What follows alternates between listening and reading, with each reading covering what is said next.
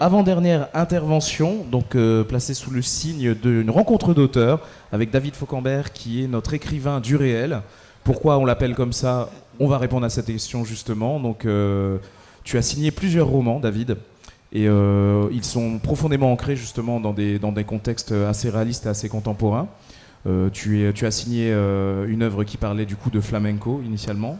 Ensuite, moi je connais que 3 de tes œuvres. Hein. J'ai lu Bluff, j'ai feuilleté Manuel El Negro, c'est ça. Et j'ai commencé un peu Null Arbor. Et c'est vrai que ce que je remarque en tout cas à la lecture intensive de Bluff, c'est à quel point tes écrits sont documentés. À quel point tu dois quand même aller à la recherche de beaucoup d'informations sur place, j'imagine, au vu de comment tes descriptions sont vivantes et très réalistes.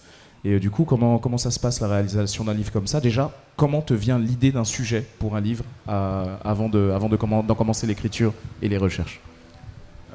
Le sujet des... Alors, je ne sais pas si j'écris des livres sur des sujets, mais... Oui. On avait dit que le mot sujet, on n'aimait pas trop. C'est des goûts... je suis une personne assez simple, je n'ai pas 30 000 centres d'intérêt. Donc j'ai toujours rêvé d'aller en Australie, et quand j'ai eu à la vingtaine, j'ai eu la chance de vivre 2 ans et demi là-bas. Et du coup, j'y étais parti sans idée de livre, puisque c'est le premier livre que j'ai écrit, c'est celui-là. Et c'est au retour que, n'arrivant pas à digérer ce voyage qui avait été très tourmenté, j'ai commencé à écrire pour moi-même, et puis finalement, c'est en écrivant qu'on devient écrivain. Et donc celui-là, il compte pas parce que j'étais pas parti pour écrire un livre. J'ai toujours aimé la boxe, qui était un sport que j'ai pratiqué quand j'étais jeune, et donc et j'ai toujours admiré les boxeurs cubains. Donc je suis parti à Cuba pour découvrir un peu le monde des gymnastes de boxe cubains, la boxe amateur, parce que Cuba c'est la plus belle école de boxe du monde. Et donc ça, de fil en aiguille, au bout de quelques années, ça a donné Mal Tiempo, qui se passe dans le milieu de la boxe à Cuba. Je suis passionné de flamenco depuis que j'ai 15 ans, et donc j'ai beaucoup voyagé en Andalousie, dans les milieux du flamenco, etc. Et du coup, j'ai écrit un roman qui se passe dans ce milieu-là. Et Bluff, c'est 2 choses. J'ai grandi en Normandie, pas très loin de la mer, et j'ai toujours beaucoup aimé la mer, la navigation. Et quand j'ai commencé à voyager en Polynésie, j'ai découvert un rapport à la mer qui était absolument, pour moi, extraordinaire. Je sentais bien qu'il y avait, dans le rapport qu'ont les Polynésiens, les pêcheurs polynésiens, mais même les Polynésiens en général, que je côtoyais avec la mer, qu'il y avait quelque chose d'absolument différent du rapport qu'un Européen, qu'un Américain peuvent avoir avec la mer. Et donc du coup, j'ai commencé à creuser ça, et ça a donné Bluff. Donc en fait, les sujets s'imposent en fonction des goûts, parce que aussi, un livre, pour moi, c'est plusieurs années de recherche, de travail. Et donc autant faire ça sur un sujet qui t'intéresse. Voilà, qui m'intéresse. Si demain je décide d'écrire un roman sur le curling, vous voyez le sport là où en patinoire, là où il faut frotter la glace et tout ça, dans une ville de Nouvelle-Écosse au nord des États-Unis, ça va être long, quoi. C'est-à-dire que je pense que ça va être un roman court et que je l'aurai fini en quelques mois. Enfin, je dis ça en plaisantant, mais c'est vrai que pour moi, c'est important d'être dans des sujets qui vont me porter sur plusieurs années. Et la documentation, c'est juste l'idée que... Alors c'est à la fois une exigence presque morale, c'est-à-dire de parler d'un sujet sans le connaître. Pour moi, c'est pas possible. Quand on écrit des romans, il faut que... Il y a des fois, même ça va dans un souci du détail sur... J'ai réussi au milieu de Bluff à trouver, par le biais d'un ami, un vieux catalogue d'une exposition qui avait été faite... dans les années 70, je crois, au Musée de l'Homme, sur les pirogues polynésiennes, et où il y avait tout le nom des pièces de chaque type de pirogue, de chaque île, avec la manière dont elles étaient fabriquées, etc. Et quand j'ai trouvé ça, pour moi, ça a été miraculeux, parce que sinon, il y avait des scènes que je ne pouvais pas écrire, parce que si je ne connaissais pas le nom de telle membrure de la pirogue et tout ça, j'avais pas envie de d'utiliser un mot qui était pas le bon, etc. Parce que c'est juste une question de... presque d'honnêteté intellectuelle quand on écrit un livre. Et puis aussi, pour moi, les livres, c'est aussi des prétextes pour découvrir des cultures, des lieux, etc. Et donc, c'est un peu ma manie à moi, en fait, c'est de passer du temps sur place, de lire tous les livres que je peux trouver, de parler avec le plus de gens qui connaissent la réalité de ce dont je parle, d'aller à la rencontre des gens, etc. Ça, pour moi, c'est très important, mais c'est aussi une expérience de vie, quoi. Donc, c'est le bénéfice aussi à chaque fois d'écrire des livres comme ça. À la lecture de Bluff, j'avoue que quand tu parles de ce Frenchie qui arrive un petit peu dans cette ville à l'autre bout de la Nouvelle-Zélande, et à l'autre bout du monde aussi presque, c'est assez... de prime abord, c'est des paysans. Après, en tant que moitié polynésien, on a déjà parlé de mon métissage tout à l'heure, forcément, après, au contact de Rongo Walker enfin, des personnages, des protagonistes qui ont une forte connexion avec leurs ancêtres et leurs origines. Et au moment où ils commencent à raconter toutes ces histoires autour de ces ancêtres, l'importance de la généalogie, de sa culture et tout ça, ça fait un peu une épopée dans l'épopée, puisqu'au-delà de cette épopée marine où ils vont pêcher du homard, il y a cette histoire dans l'histoire qui part à la conquête des racines polynésiennes. Et je me demande comment on est arrivé à plonger aussi profondément dans cet amour de la culture, et comment est-ce que tu as rencontré quelqu'un qui est comme ce personnage complètement plongé dans ses origines, qui essaye d'ailleurs de sauver un petit peu la mémoire de son pays et de son rapport à la mer? Alors j'ai eu la chance dans les quelques années de préparation, de voyage et de recherche pour ce roman de décrocher une résidence au Randall Cottage en Nouvelle-Zélande. Et j'y ai passé 6 mois en Nouvelle-Zélande, et ça a été des mois très très intenses, parce que c'était vraiment... alors ils m'aimaient pas trop après à l'ambassade de France, que c'est co-dirigé par l'ambassade de France, parce qu'en fait ils m'ont donné une résidence au Randall Cottage, et j'y ai passé sur 6 mois, en tout et pour tout 12 jours. Parce que souvent les gens qui vont dans les résidences, en fait, ils restent dans la résidence et ils écrivent des livres. Et c'était assez frappant dans cette résidence, c'est qu'il y a tous les livres des gens qui sont venus avant vous, qui sont dans la bibliothèque. Et sur 10 ou 12 écrivains qu'il avait fait avant moi, c'était que des livres racontant la résidence au Randall Cottage. Donc c'était même un peu flippant. C'est-à-dire, parce que c'est une petite maison coloniale, toute petite, dans la ville la plus européenne du Pacifique sans doute. C'est-à-dire que Wellington, j'aime beaucoup, hein, c'est une ville agréable. Mais c'est une ville suisse, quoi. Enfin, je veux dire, t'as pas l'impression d'être dans le Pacifique. Il n'y a que des blancs, soit des pakéas, soit des étrangers, puisque c'est la capitale politique. Au point que, et je vous jure que c'est vrai, ma prédécesseur, ou comment on dit, oui, ma prédécessrice. Qu'importe. Ma prédécessrice. Celle d'avant, voilà. Celle qui était avant. La meuf qui était avant moi au Randall Cottage, il y avait un programme d'écriture à l'université du Victoria, qui est devenue la Victoria University, qui est une des grandes universités d'Australie. Et elle était allée trouver le directeur, qui est un type incroyable, un écrivain, et elle est allée le trouver très sérieusement pour lui demander s'il ne connaissait pas un Maori, parce qu'elle avait envie de mettre un Maori dans son journal de résidence à Wellington, et qu'elle n'en rencontrait aucun. Je vous jure que c'est vrai, hein, je n'invente pas. Bon, moi, j'avais été un peu je me suis dit, si quand j'arrive et que je rencontre les gens, ils pensent que ma démarche c'est celle-là, ça va être compliqué, quoi. J'imagine. Et donc je suis parti très vite en fait de Wellington, et j'ai rencontré des gens un peu par hasard, qui m'ont présenté des gens un peu par hasard, et finalement j'ai beaucoup passé de temps dans les communautés maoris de East Cape, qui est une partie de l'île du Nord, et puis ensuite je suis allé dans l'île du Sud et je me suis retrouvé à Bluff. Qui a donné le titre du roman. Et donc en fait c'est vraiment tu me demandais qui est-ce qui a inspiré ce capitaine maori qui s'appelle Rongo Walker. C'est vraiment des rencontres, c'est une sorte de...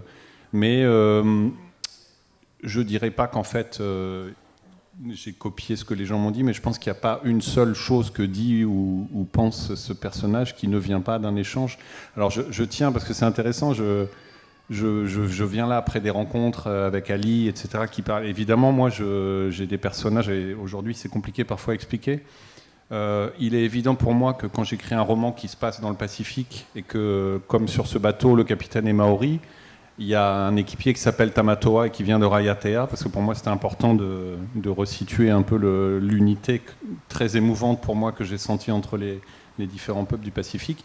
Il est évident déjà que le narrateur, ça peut pas être un personnage maori ou polynésien, parce que je me permettrais pas, et surtout je serais pas capable en fait de me mettre dans la tête de quelqu'un qui est d'une culture aussi différente de la mienne. Donc ces personnages sont centraux dans le texte, mais ils sont vus à travers les yeux justement d'un Français qui a au début il est un peu sidéré par ce qui se passe sur ce bateau et tout ça, mais pour moi c'est vraiment important, c'est-à-dire à la fois... Et donc du coup, le fait de rencontrer des gens, de lire des choses et tout ça, me permet de construire ces personnages-là. Mais c'est de la même façon que quand j'écris Manuel El Negro, qui est l'histoire d'un chanteur de flamenco raconté par son guitariste, je me suis appuyé sur quelque chose qui est une réalité, c'est que dans le flamenco, la plupart des grands chanteurs sont des gitans, et la plupart des grands guitaristes sont des paillots, c'est-à-dire des non-gitans. Et donc du coup, le narrateur du livre, forcément, c'est le guitariste qui raconte son aventure avec le chanteur gitan, parce que je ne peux pas me mettre dans la tête d'un gitan d'Andalousie, parce que c'est très compliqué pour moi, c'est pas ma culture. Donc voilà, pour resituer un petit peu, c'est-à-dire que je me mets pas, j'ai pas l'idée que je vais parler à la place des cultures dont je parle dans les textes. Je pense que c'est tout à ton honneur déjà, c'est très humble de ta part, et ensuite ça participe beaucoup à... justement, maintenant que je t'entends parler comme ça, je comprends mieux le respect avec lequel la culture polynésienne est traitée dans cette œuvre. Parce que en fait, à la lecture de Bluff, l'authenticité des personnages qui interagissent avec ce Frenchie est troublante. C'est quelque chose qui, moi, m'a emporté. J'ai été aussi ému, bon, pas peut-être... Je vais pas pleurer cette fois-ci, hein, pas à chaque fois, pas à chaque intervention, mais j'ai été très ému à la lecture de ce livre parce que j'ai vraiment ressenti l'amour que Tamatoa et Rongo portaient à la mer. Et c'est vrai que c'est assez troublant de se dire que tu as réussi à retranscrire avec autant d'authenticité, avec autant de... C'est plutôt poignant la manière dont ils interagissent avec Frenchie, comment ils lui apprennent comment fonctionne la mer et comment fonctionne leur île aussi, puisque c'est par ce biais-là, c'est aussi leur culture qu'ils apprennent à Frenchie, qu'ils passent à Frenchie. Et je me demande comment on atteint autant d'exactitude dans le partage de la culture et dans le reste, sans jamais glisser vers... C'est compliqué parce que, alors dans ce texte-là, mais dans les autres, il y a toujours un moment où... et Null Arbor encore plus, parce que Null Arbor, il y a toute une partie qui est dans une communauté aborigène. C'est un roman, mais c'est inspiré d'un voyage que j'avais fait en Australie, chez les Bardi People, qui sont un peuple de la péninsule d'Ampier au nord de Broome, dans les Kimberley, je sais pas si... Enfin, c'est au nord-ouest d'Australie. Et là, pour le coup, moi, j'étais même en général au milieu d'une communauté où les gens parlaient en langage, en fait, c'est-à-dire qu'ils ne parlaient même pas en anglais. Donc là, j'aurais quand même eu du mal à retranscrire ça dans un récit. Mais déjà, je pense que c'est la manière dont je voyage. C'est-à-dire que quand je voyage, moi, ce qui m'intéresse, c'est pas... On en parlait ce midi à table, mais on dit souvent, moi, je voyage pour me trouver. Moi, c'est plutôt le contraire. C'est-à-dire que quand je suis chez moi, tout seul, je suis toute la journée avec moi. Et quand je voyage, j'ai repris à mon compte une phrase d'un très grand écrivain suisse qui s'appelle Nicolas Bouvier, qui a écrit un des plus beaux récits de voyage qui s'appelle L'usage du monde, qui est un texte, un chef-d'œuvre absolu. Et il disait « La littérature, comme le voyage, est un exercice de disparition ».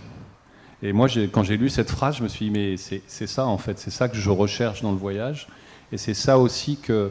C'est-à-dire que pour moi, écrire un livre à partir de mes voyages dans le Pacifique, comme c'est le cas dans le Pacifique Sud, comme c'est le cas dans Bluff, pour raconter, moi, dans le Pacifique Sud, je ne vois pas l'intérêt, en fait, sincèrement. Enfin, donc du coup, ce que je cherche, c'est plutôt... aller au contact des gens et j'aime bien le mystère aussi, c'est-à-dire l'idée c'est pas d'expliquer forcément tout parce que j'ai pas cette prétention là, puis c'est impossible en plus, et surtout on voit bien quand on voyage, quand vous demandez aux gens de vous expliquer pourquoi ils font telle ou telle chose, la plupart du temps les gens sont incapables de l'expliquer parce que c'est juste comme ça qu'ils vivent en fait, donc c'est difficile de décortiquer. Et puis je fais pas des traités d'anthropologie ou de sociologie, moi je suis là en fait pour... Null Arbor était vraiment comme ça, c'est-à-dire que je m'étais rendu compte que le narrateur de Null Arbor, c'est je, mais il est absolument... on ne sait rien de lui en fait. Et je m'étais rendu compte que c'était comme Frenchie, dans Bluff, au final, on ne sait pas grand-chose. Oui, c'est ça. Mais là en plus, c'est à la troisième personne. Mais c'est comme des caméras sensorielles en fait. Vous avez un personnage qui est le narrateur du livre, Et l'idée, c'est de faire sentir, même pas comprendre, mais de faire sentir les choses à travers le narrateur, au lecteur. Et le lecteur, après, il en fait ce qu'il veut, parce que c'est lui qui fabrique le livre.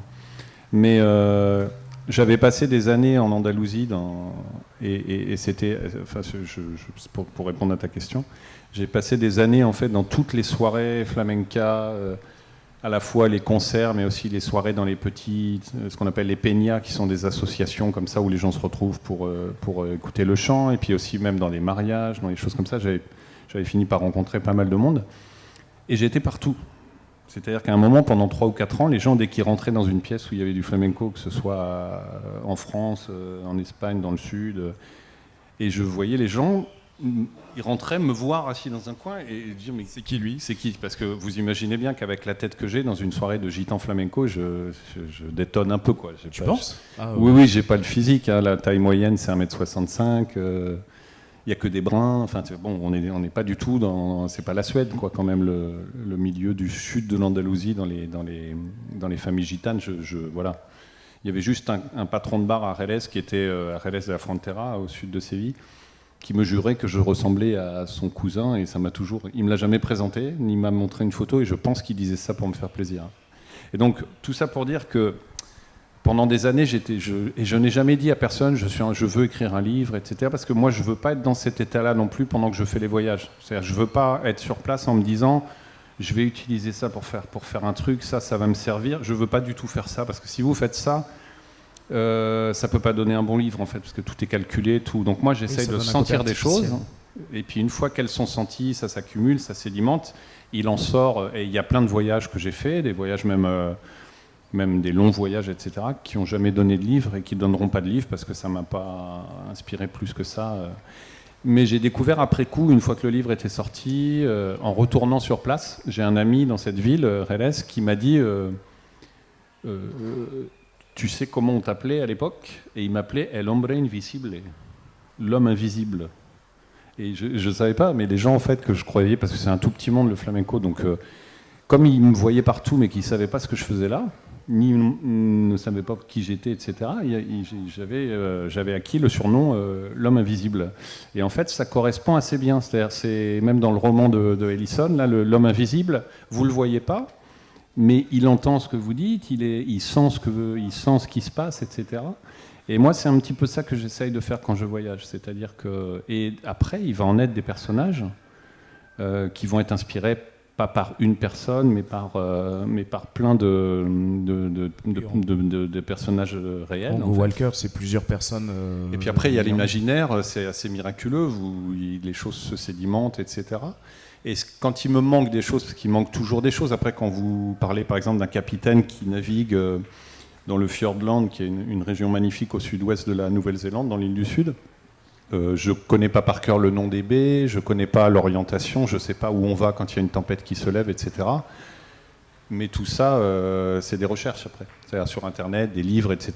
Et c'est incroyable parce que il y a une histoire dans Bluff qui m'est tombée dessus à un moment... il est beaucoup question dans le texte de migration d'oiseaux, de migration d'hommes, parce que l'histoire de la colonisation du Pacifique, là pour le coup par le peuple maori et tout ça, c'est vraiment une lente progression, et puis on va vers l'est, après on redescend vers le sud, on repart, etc. Et bien sûr ça résonne avec l'actualité, où c'est les déplacements de personnes, et avec le réchauffement climatique ça va devenir encore plus énorme quoi, ces déplacements de personnes. Et au milieu de l'écriture, en feuilletant, parce que j'en étais arrivé là, je feuillette un bulletin de la compagnie des pêches de Dunedin, quoi. Enfin, le truc... improbable. Je ne sais pas comment j'ai trouvé ça, mais j'avais j'avais envoyé un carton en rentrant de Nouvelle-Zélande, et j'avais un carton comme ça qui m'avait coûté, je me rappelle, 750 € de frais de port. Et j'avais dedans un bulletin qui datait de plusieurs années de la compagnie des pêches.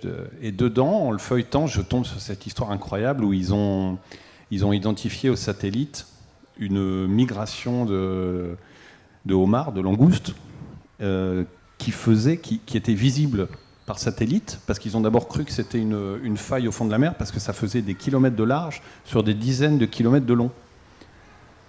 Et du coup, ils ont découvert que c'était un phénomène qui avait lieu tous les 20 ans, 25 ans, je crois, où les langoustes allaient pondre leurs œufs à des dizaines de kilomètres au large, et qu'ensuite, une fois qu'elles avaient grandi, les larves, etc., qui étaient devenues elles faisaient le sens inverse. Et elles revenaient vers des terres qu'elles ne connaissaient pas. C'est toujours le miracle aussi des oiseaux migrateurs. Moi, ça m'a toujours fasciné. C'est-à-dire, vous revenez vers une terre qui est la vôtre, mais où vous n'êtes pas né. Donc, c'est formidable. Ça peut te toucher aussi, d'ailleurs, par rapport aux questions d'identité dont on parlait tout à l'heure. Et donc, du coup, c'est comme ça que ça se fabrique, le roman. C'est-à-dire qu'à un moment, cette histoire-là, elle a a priori rien à voir avec mon histoire centrale dans le texte. Et finalement, c'est une métaphore qui est tellement puissante parce que vous voyez bien, ces langoustes qui se débattent dans un courant, parce qu'en plus c'est à contre-courant. Parce que évidemment les œufs, quand ils sont pondus, ils partent avec le courant, et donc du coup après, quand les langoustes doivent revenir, elles sont à contre-courant, donc c'est un truc incroyable. Elles se tiennent par les antennes. Enfin, c'est incroyable, hein, cette histoire. Elles bloquent leurs antennes enfin voilà. Donc moi j'ai eu cette image-là. Je pense comme aurait pu avoir un cinéaste. Je me dis, c'est forcément une partie du livre. Donc voilà, pour répondre très longuement à ta question. Non, c'est très bien, David. C'est un peu ça l'idée, en fait. Comment je fais ? Je rencontre les gens. Après, les personnages naissent de ce que j'ai ressenti. Mais après, je suis un peu maniaque dans le sens où j'ai horreur de dire des bêtises. Alors, on en parlait sur ces histoires d'appropriation culturelle. Tout ça, c'est toujours compliqué, et surtout aujourd'hui de parler d'une culture qui n'est pas la vôtre. Il se trouve que moi, j'en ai pas vraiment de culture parce que j'ai grandi en Normandie. C'est compliqué aujourd'hui d'écrire un roman épique sur la culture normande. À moins de remonter à la bataille d'Hastings en 1066, c'est compliqué Et puis ça m'intéresse pas trop, en fait. Encore une fois, pour moi, tout ça, c'est un exercice de disparition. Que j'ai pas envie de parler de moi. Mais une des premières personnes à qui j'ai envoyé le livre. Alors, certains ici vont la reconnaître parce qu'elle habite sur un motu à Wainé. Et je me souvenais plus de l'adresse exacte, et j'arrive au bureau de poste et je me rends compte que j'ai pas son adresse. Et donc je vais au café en face et j'envoie un email. Je vois la différence entre Wainé, là il est le matin et tout ça, et j'envoie un email en me disant peut-être qu'elle va l'avoir. Et elle me répond Chantal S, Motu machin, Wainé, colonie française du Pacifique. Alors, c'est bien du Chantal. Et donc je lui dis mais comment ça connaît ça? C'est pas Polynésie française, ça va. Elle me dit non, mais le facteur me connaît. Donc visiblement, elle se fait. Je sais pas si vous c'est pareil, si vous lui envoyez. Et donc évidemment, j'envoie mon texte à Chantal Spitz dès qu'il est sorti. Et autant vous dire que entre le moment où j'ai mis le truc dans la boîte aux lettres et le moment où je reçois un message de Chantal, je tremble un peu quand même. Je me suis dit ça va être horrible, et finalement elle a trouvé justement comme toi qu'il y avait ce respect, et elle a dit des mots très gentils sur le texte, et pour moi ça c'est important. Ça pour moi c'est vraiment c'est pas pour moi, c'est pas pour être reconnu moi, mais c'est pour savoir que je laisse un livre qui est pas à côté de la plaque, qui reproduit pas des préjugés, des choses, parce que c'est important quand même aujourd'hui. Et ça, pour moi, c'est important. C'est presque parce que le roman aussi, c'est un genre pour moi, en tout cas, c'est un genre moral.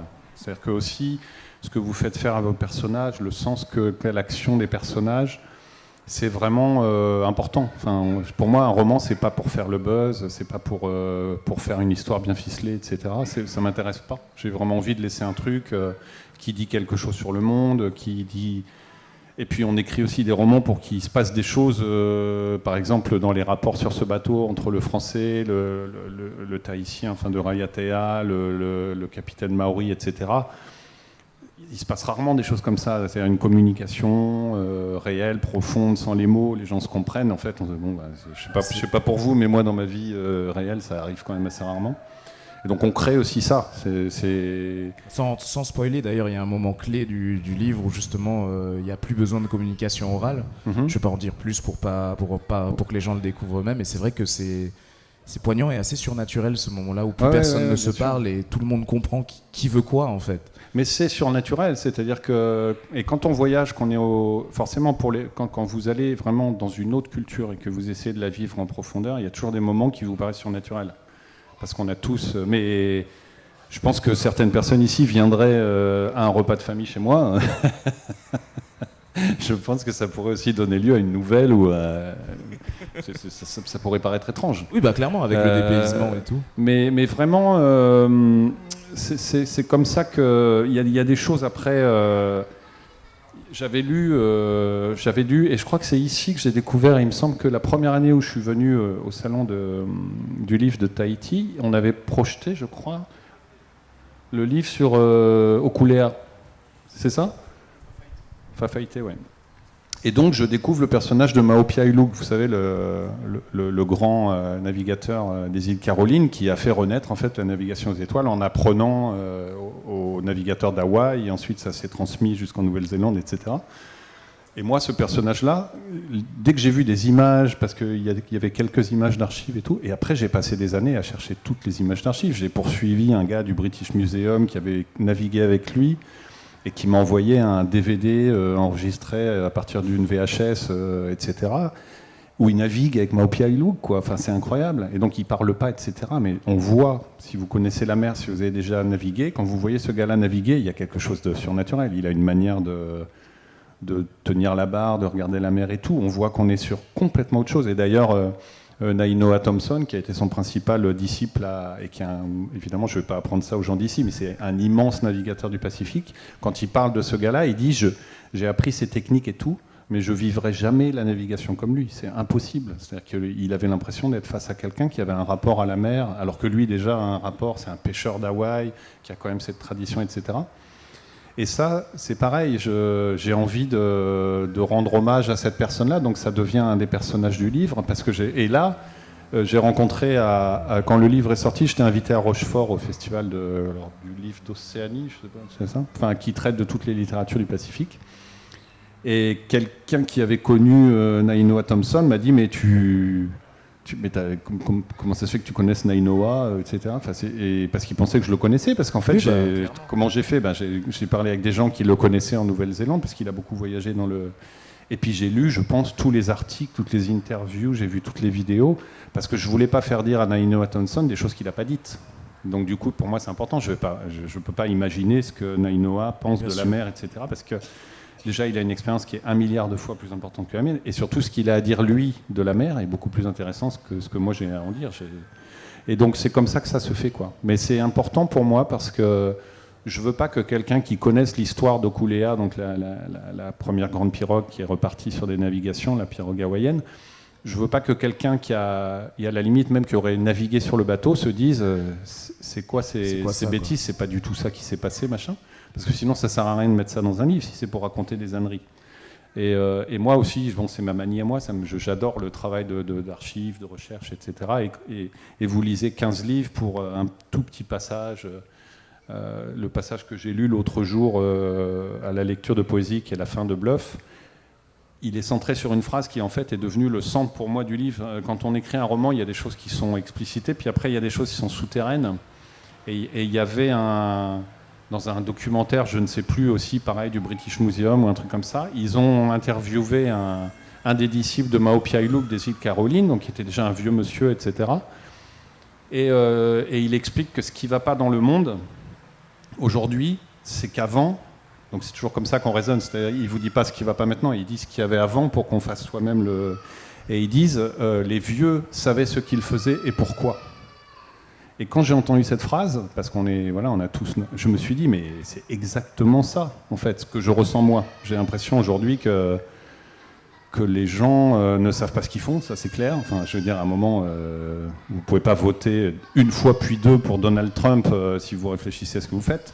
Ou Macron. Et ils ne savent même pas pourquoi ils font n'importe quoi. C'est-à-dire qu'il y a un moment où on est dans un monde où l'action se fait de manière, pour moi, très mystérieuse. C'est-à-dire qu'on n'a plus de raisons pour lesquelles on fait les choses et on ne sait même plus ce qu'on fait. Enfin, moi, ça m'est arrivé, mais disons, parfois à 4h du matin, en ayant une soirée un peu arrosée et tout ça, ça peut arriver à tout le monde. Mais si vous agissez comme ça de manière systématique dans tout ce que vous faites dans la vie, et donc du coup, c'est devenu le sous-bassement un peu. C'est-à-dire que sur ce bateau, on est face à des gens qui savent ce qu'ils font et qui savent pourquoi ils font les choses. Et donc ça fait du bien parce que, moi déjà personnellement, quand j'écris ça, j'ai l'impression que voilà, il y a au moins un endroit C'est dommage, il n'est pas réel, mais enfin, il y a un endroit où les gens font encore des choses en sachant pourquoi ils les font. C'est encore sensé, quoi. Voilà, c'est ça. Et alors, on va pas spoiler, comme on dit, parce que finalement, il y a toujours un moment où ça devient plus compliqué de faire ce qu'on doit faire, etc.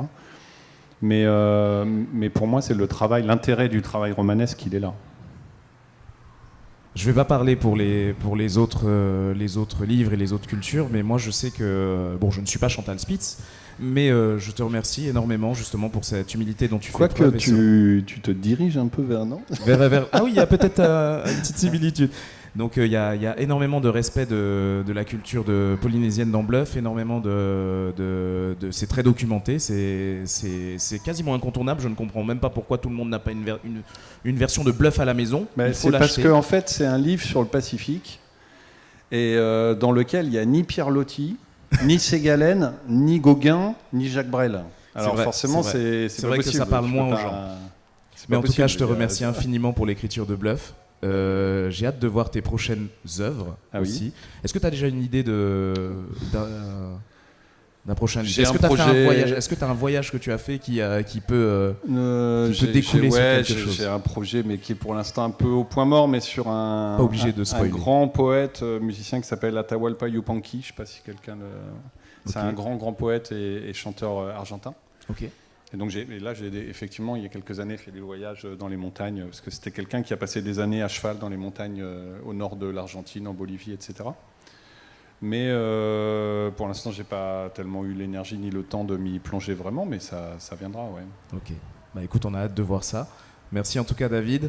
Est-ce que vous avez des questions dans le public? On peut laisser encore quelques temps pour des interventions. C'est pratique parce que tu poses 2 questions et je parle pendant 45 minutes. C'est fascinant. Mais c'est ça qui est bien. Comme ça, moi, tu manges tout ton temps de passage. Tu peux même dormir. Hein. Tu poses 2 questions au début. Je pose le micro, je m'en vais, je reviens.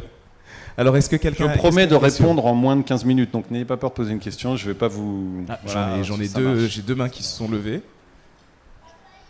Oh, une ancienne professeure. Bonjour, j'aime beaucoup vos univers et j'aime beaucoup en particulier votre livre sur Cuba. Mal Tiempo, oui. J'aime aussi beaucoup Bluff. Et vous avez dit que ce qui vous paraissait important dans le roman, c'était qu'il y ait une forme de morale, si j'ai bien compris. Et vous exaltez des valeurs qui sont des valeurs de courage, de force physique. Est-ce que vous n'avez pas l'impression que vous êtes quand même peut-être un peu viriliste? Écoutez, alors on m'a déjà posé cette question. Hein. Alors déjà, tout simplement, parce que c'est vrai qu'il n'y a pas beaucoup de... Il y a certains livres, notamment Mal Tiempo, où il n'y a pas de femmes. Mais enfin... C'est un livre sur les gymnastes de boxe à Cuba. Alors, comme le personnage est un boxeur masculin, c'était compliqué. C'est-à-dire, moi, je me suis concentré sur cet aspect-là des choses. Viriliste, je ne crois pas, parce que ce n'est pas ma vision des choses. Après, comme je le disais tout à l'heure, j'aime bien parler de choses que je connais. Et donc, c'est plus facile pour moi de faire des personnages masculins pour cette raison, en fait. C'est-à-dire que il y a des personnages féminins, notamment dans Manuel El Negro, mais c'est beaucoup plus difficile pour moi, parce que j'ai une manière de les traiter qui va être moins de l'intérieur, parce que c'est très compliqué pour moi de me mettre dans la peau d'un personnage féminin. Mais viriliste, non. Comment ? Ouais, la pêcheuse embarquée dans Null Arbor, elle est plus viriliste que moi, donc ça peut pas marcher. Mais effectivement, c'est une question... Je pense qu'on écrit tous avec nos... On a tous des limites dans ce qu'on écrit, mais c'est-à-dire pour moi, à l'inverse, mettre un personnage féminin, pour mettre un personnage féminin, si j'arrive pas, d'un point de vue romanesque, à en faire quelque chose de crédible et de profond, c'est un peu difficile. Mais il y a des personnages féminins, après, c'est pas... Même dans Null Arbor, certains des personnages que je préfère, c'est les personnages féminins, notamment dans la communauté aborigène où se passe la deuxième partie du livre. Et pour moi, il se passe cette chose-là aussi dans les livres que j'écris, c'est qu'effectivement, les personnages féminins ont une importance moindre en termes de présence dans les scènes, c'est-à-dire au cinéma, ça serait vraiment un rôle secondaire. Mais comme dans le voyage, il y a parfois vous rencontrez des gens en 2 minutes et il se passe quelque chose de profond. Et je pense que dans les romans, Manuel Negro, par exemple, Rocio, la danseuse, qui est un petit peu entre les deux, entre le chanteur et le guitariste, elle n'a pas beaucoup de pages dans le texte, mais pour moi, c'est un personnage central du livre. Alors voilà, après, bon, moi, je peux pas préempter la manière dont le lecteur appréhende le texte que j'écris, mais en tout cas, je me vis pas comme ça. Peut-être que je vais rentrer traumatisé à l'hôtel, ça sent en disant. Mon Dieu, est-ce que je suis... Non, mais parce qu'on plaisantait. Je ne parle pas comme ça. C'est parce que quand je suis avec Eraini, on a tout de suite tendance à partir sur des...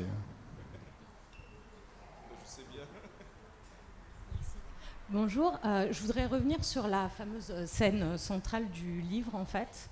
Et j'aurais voulu savoir comment tu l'avais envisagée. Est-ce que c'est une scène que tu savais dès le départ du livre que tu allais l'écrire, ou est-ce qu'elle t'est Je ne sais pas quelle est la scène centrale du livre. Parce que tu dis... Ouais. Ah, d'accord. La tempête, qui est quand même le point de Mais pour moi, non. du livre. Non, c'est marrant parce que c'est une scène qui a eu beaucoup de... Mais pour moi, c'est pas la scène centrale. Mais oui, bien sûr, parce qu'elle est importante dans l'histoire, etc. Alors, comment ça m'est venu Ça m'est venu d'une... Donc, c'est une scène de tempête, on va pas en dire plus, parce que finalement, le fait que ce soit une tempête, vous imaginez bien une campagne de pêche en plein hiver dans le sud de la Nouvelle-Zélande, forcément, il va y avoir un moment des vagues et du vent. Ça vient d'une frustration, parce que je suis un grand fan de Melville, de Conrad, et finalement, même dans Typhon de Conrad, qui est censé être sur un grand coup de vent en mer et tout ça, j'étais un peu frustré par les tempêtes en général, elles mettent beaucoup de temps à arriver. Vous les voyez arriver, tout ça, et puis après le bateau il est cassé, mais on n'est jamais dans la tempête dans les livres de mer, c'est très rare.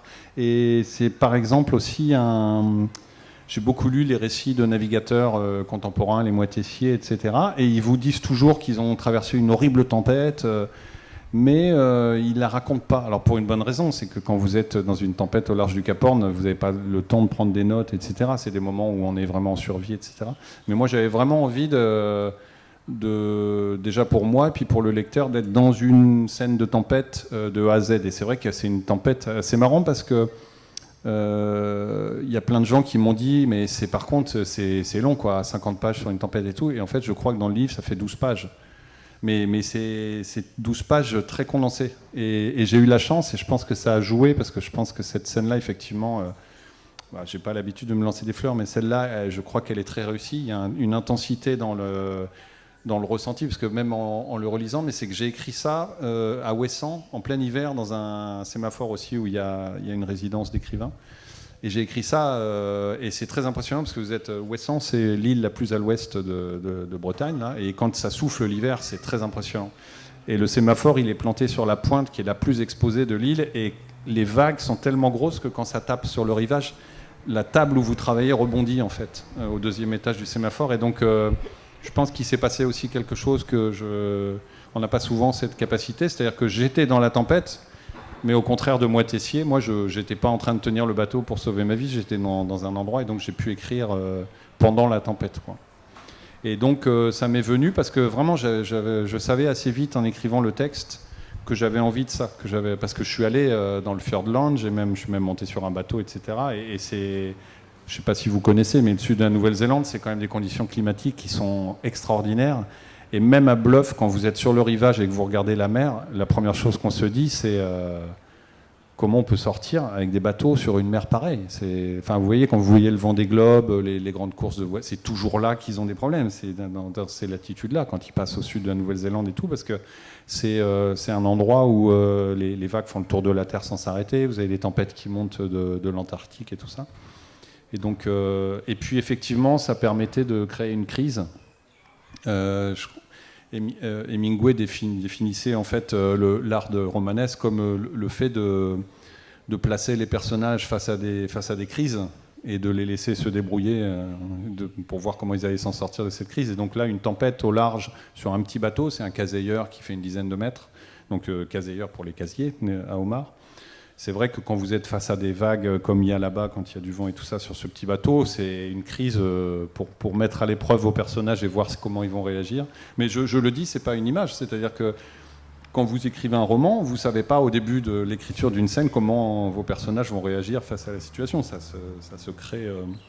Et donc c'était le but de ce. Mais quand je disais que je le voyais pas comme la scène centrale, c'est parce que pour moi c'est une péripétie, mais le cœur du roman est pas là. Voilà. Mais c'est vrai que dans le fil narratif de la campagne de pêche, effectivement, c'est le. Ça reste un passage clé, quoi. Et on s'arrête là, on va pas en dire plus quand même sur cette Bien sûr, scène, bien sinon- sûr, on va arrêter, puisque sinon on va partir sur dévoiler un petit peu trop du récit. Donc j'aimerais qu'on applaudisse bien fort David Fauquembert pour cet échange. Merci à toi. Et je pense qu'on peut. Tu as encore une rencontre ou c'est ta dernière? Non, c'est ma dernière. Alors je crois qu'on peut vraiment, et je le dis, si vous avez été là Non, moi, pour moi. tout le long du salon, et Raini, je trouve, a fait un travail absolument extraordinaire. Moi, je fais souvent des salons, et j'ai rarement vu un tel attelage de à la fois drôlerie, mais en étant sérieux, parce qu'il a préparé, il a lu les livres, etc. Et il a une grande empathie avec les gens qui le... Et c'est hyper rare sur les salons littéraires. En général, c'est tendu les échanges, et là, ça se fait vraiment à fluidité. Je pense que pour le public, c'est vraiment super, quoi. Merci, je ne méritais peut-être pas autant de... Mais merci David, et merci à tous. Quand on aime, en général, c'est...